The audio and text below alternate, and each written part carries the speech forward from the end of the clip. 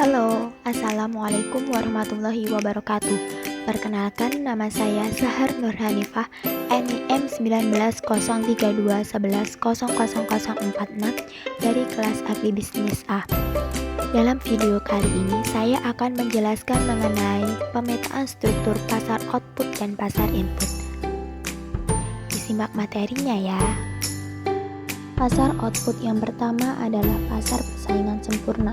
Pasar persaingan sempurna sendiri memiliki ciri-ciri. Yang pertama adalah jumlah penjual dan pembeli sangat banyak. Yang kedua, harga ditentukan oleh kekuatan permintaan dan penawaran pasar. Yang ketiga, barang yang ada di pasar bersifat homogen. Yang keempat, pelaku pasar mudah untuk keluar masuk pasar. Yang kelima, pelaku pasar memiliki informasi yang sempurna mengenai kondisi pasar. Sedangkan kurva keseimbangan pasar persaingan sempurna sendiri kita contohkan produknya adalah beras.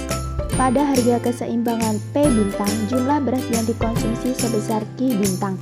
Oleh karena kurva permintaan D menunjukkan tentang berapa yang ingin dibayar oleh seorang konsumen untuk mendapatkan tambahan 1 kg beras pada berbagai tingkat Q, di mana total nilai beras yang dibeli oleh pembeli adalah seluruh bidang di bawah kurva permintaan dari Q0 sampai Q sama dengan Q bintang, yaitu bidang BI Q bintang 0. Untuk nilai ini, konsumen membayar sebesar P bintang E Q bintang 0. Oleh karena itu, mereka menerima surplus lebih besar dari yang mereka bayar yang digambarkan. Yang kedua adalah pasar monopolistik. Pasar monopolistik memiliki ciri-ciri. Yang pertama, terdapat banyak perusahaan. Yang kedua, komoditas yang dihasilkan memiliki karakteristik. Yang ketiga, perusahaan memiliki sedikit pengaruh dalam penentuan harga. Yang keempat, rendahnya hambatan memasuki pasar. Yang kelima, persaingan promosi sangat aktif. Sedangkan kurva pasar monopolistik dalam keadaan untung, yaitu kondisi laba maksimum perusahaan monopolistik dicerminkan apabila perusahaan berproduksi secara terus-menerus sampai pada tingkat MR sama dengan MC. Kurva mencapai keuntungan jika jumlah barang output yang diproduksi sebesar Q dengan tingkat harga P. Jumlah keuntungan maksimum yang diperoleh perusahaan monopolistik ditunjukkan oleh segi 4 PABC. Yang ketiga adalah pasar monopoli.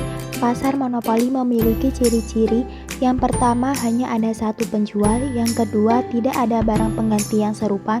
Yang ketiga, ada hambatan untuk memasuki pasar. Yang keempat, produsen sebagai price setter. Sedangkan kurva pasar monopoli dalam keadaan untung, yaitu kurva permintaan D sama dengan kurva AR atau penerimaan rata-rata. Kurva penerimaan marginal MR selalu berada di bawah kurva AR. Dengan pendekatan MC sama dengan MR, maka keuntungan maksimum akan dicapai saat kurva MC berpotongan pada kurva MR. Bisa diperhatikan terbentuknya Q1 yang merupakan jumlah produk yang akan menghasilkan laba terbesar.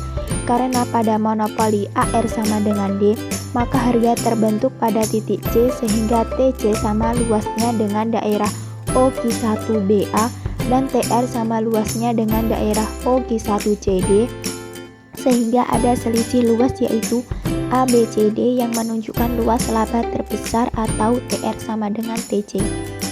Yang keempat adalah pasar oligopoli. Pasar oligopoli memiliki ciri-ciri. Yang pertama, produk yang dijual memiliki harga yang hampir sama. Yang kedua, karakteristik produk yang unggul menjadi kunci dalam persaingan oligopoli. Yang ketiga, sedikit perusahaan dalam industri. Yang keempat, produk bisa homogen dan bisa different.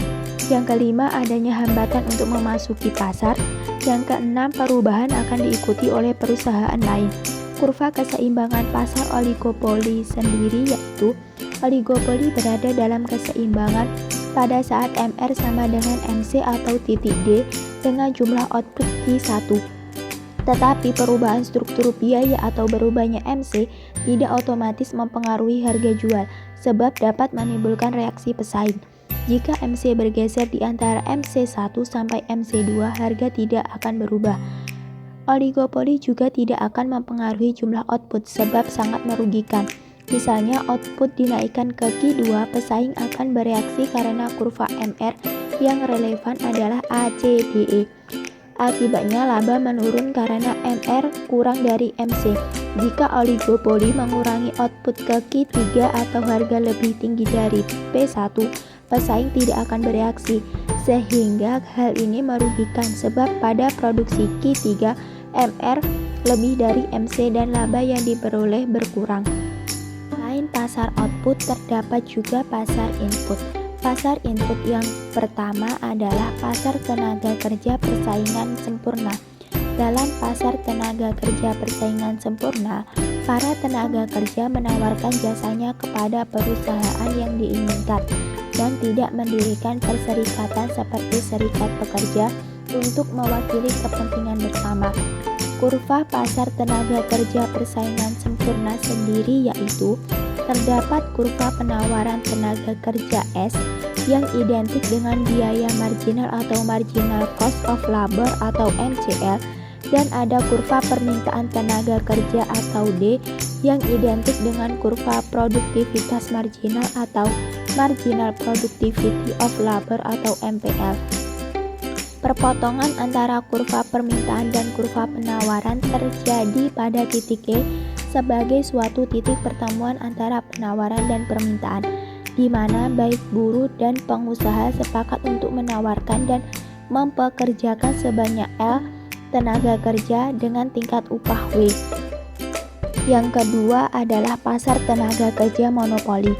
Dalam pasar monopoli ini, seluruh tenaga kerja bersatu membentuk serikat pekerja atau serikat buruh untuk mewakili para pekerja dalam menuntut upah dan fasilitas yang lainnya kepada perusahaan.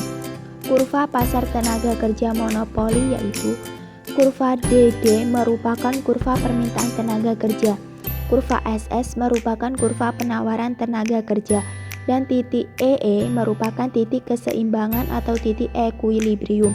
Pada keadaan keseimbangan atau equilibrium, tingkat upah terjadi sebesar A dan jumlah tenaga kerja yang diminta sama dengan yang ditawarkan, yakni sebesar B. Pada tingkat upah sebesar A, para pekerja masih merasa belum cukup. Mereka menuntut upah yang lebih tinggi, yakni sebesar A1. Perusahaan bersedia membayar sebesar A1 dengan catatan perusahaan hanya mampu mempekerjakan tenaga kerja sebanyak B1.